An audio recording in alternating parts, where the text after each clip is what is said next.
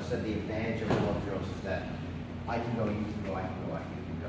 This one you're going to have to wait around before you get a chance to go. But focus mitts actually let me hit you back more because I don't feel like I'm hitting you. I'm just sort of slapping you. You can hit them harder. We can even do knees and kicks with them. And you can just do so much with focus mitts drills.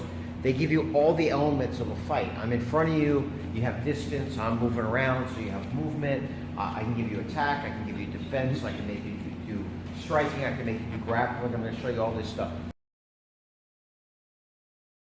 We're going to start with a really simple drill. We do jab cross. Tap, tap. And again, remember, always put some resistance by high-fiving. And remember, I don't want to hold too wide, because remember, in real life, he's punching my face. My face is not that wide. So even if I'm holding 2, notice it's close. If I'm holding 1 and 2, then they're in exactly the same spot. Does that make sense? Awesome. All right, so what we want to do is he goes 1, 2. First, if I take a swing, he's going to block. Block one side, block the other side. Then he goes 1, 2. If I jab at him, he parries 1, he parries 2. Basic defenses, right? He goes 1, 2, and I throw the jab, he can slip it to the outside, Remember, we're doing this looking at him, not turning away. And then 1, 2, and if I take a swing at his head and he wants to use head movement, he does. 1, 2.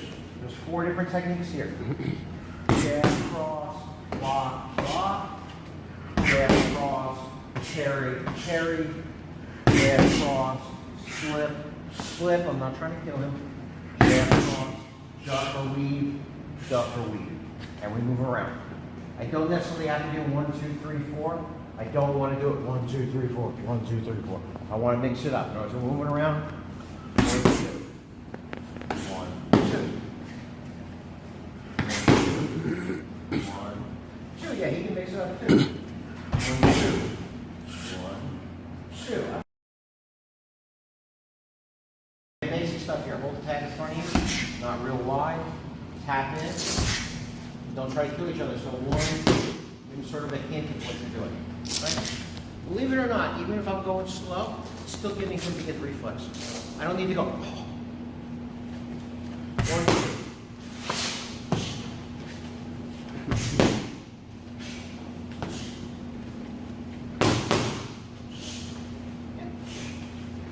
And remember also, if you make mistakes, mistakes are part of the training. They're part of the drill.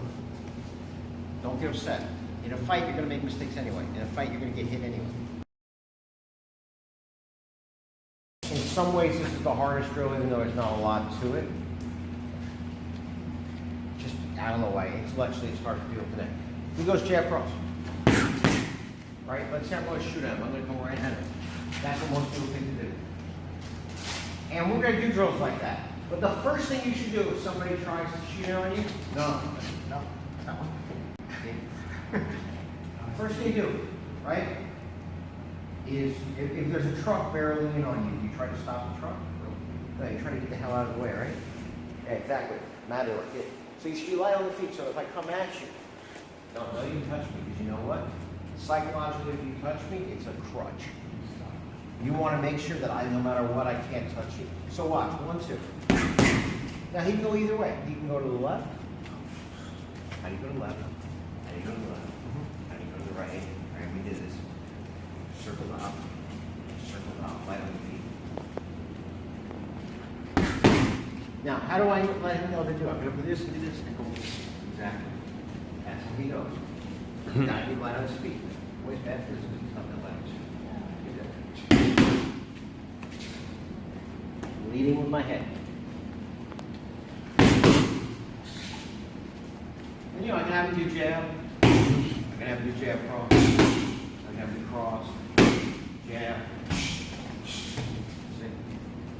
It's not a really hard drill as far as what's in it, but knowing that when I do that. And again, don't even put your hands on me because it's a crutch.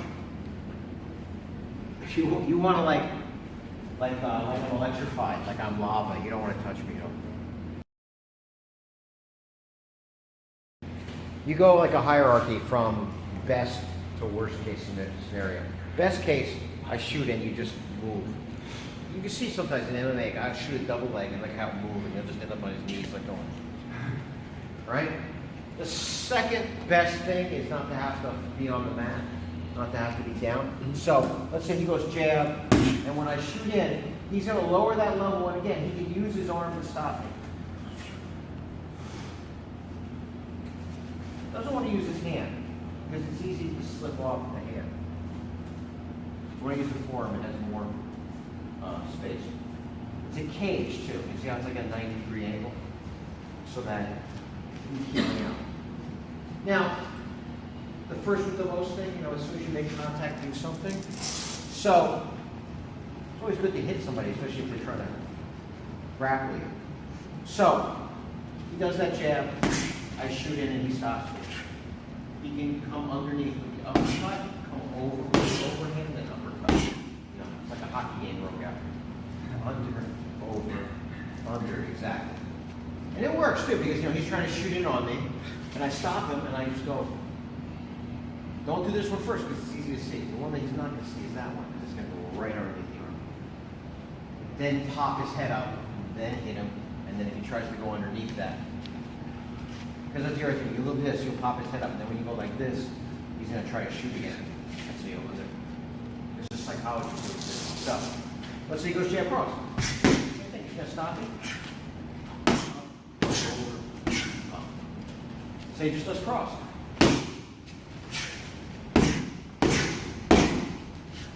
Simple enough. Don't do it from here. Lower your level. Four stance, right? This is a simple drill, but it's also probably the one that makes you puke. Jab. Jab cross.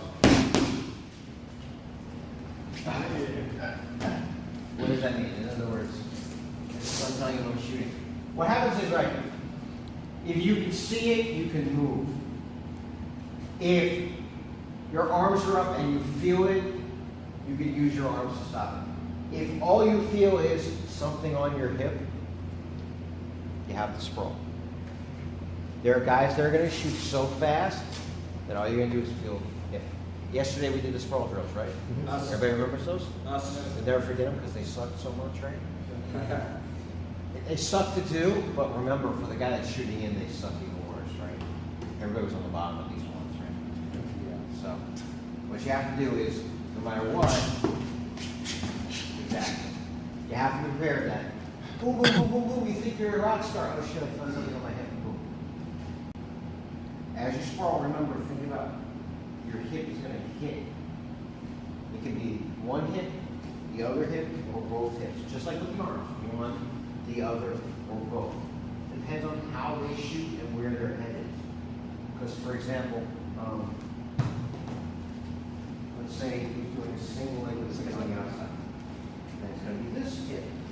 Let's say he does single leg with the head on the inside. It may be both hips, or it may be this hip. You know what I'm saying? So it depends where he is. There are people that will do that. Okay. Here, it's definitely going to be this hip that's sprawling. If his head is on the inside, right, like a single leg, it could be both hips or this hip. Sometimes people will shoot from the other side, right, like crisscross the exact shoot here, and then when I'm sprawling, it's definitely going to be this hip.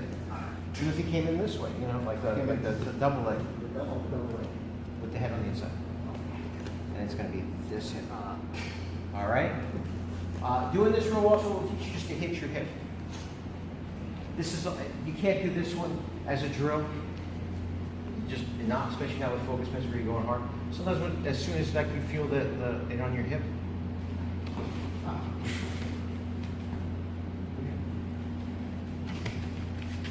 he's going to tell you it's the most unpleasant experience. As soon as he touches, I hit him with the hip. Cannot take me down. It takes time to get used to it. And again, it's not a drill we want to do like this. You're adrenalized as soon as we start doing focus mitts. If you do that by yourself, everybody's going to get their teeth knocked out. Jab, goes cross. So I have two choices here. I can take the left pad. He's going to block it. She's going to block the box up. He's going to go jab, go across. First option is I take the left hand, he shields it, and then he comes back right hand. Oh, right hand. Oh, okay. Military right. Yeah, got it. The other way. Cut. Yes. Do it again. No, I'm just joking. I got it now. I know it's the end of a long weekend. It's he does jab, he does cross. So I hit him, he blocks and does jab, cross, shield, right. Okay, that's the first one. Second one, jab, cross. I take the right hand, he's going to shield and come back home. Shield and hit with the same hand, right? Jab, cross, shield, hit with the same hand. Jab, cross, shield, hit with the same hand. Does that make sense? Us. Jab, cross, shield, hit with the same hand. Jab, cross, shield, hit with the same hand. We're doing it as a shield because it's, you know. Can you reverse this? What? Can you reverse? We are going to reverse. Oh, In between the rounds, we're still going to talk about it, right? okay. It's the same drill. But in other words, if he throws a hook at me, I can insert and it sets up my right hand. If he throws an overhand, you know, we're doing it like this in this drill. But that's why you're doing it with the same hand, because you want to learn how to sort of use the block to create openings. It's not, strictly speaking, just shielding. But, you know, especially right now, let's not get hit in the head with the photos, okay? So again, he goes jab, he goes cross. If I hit him with my left, he's going to go right. He goes jab, cross. If I hit him with the right, he's going to go left.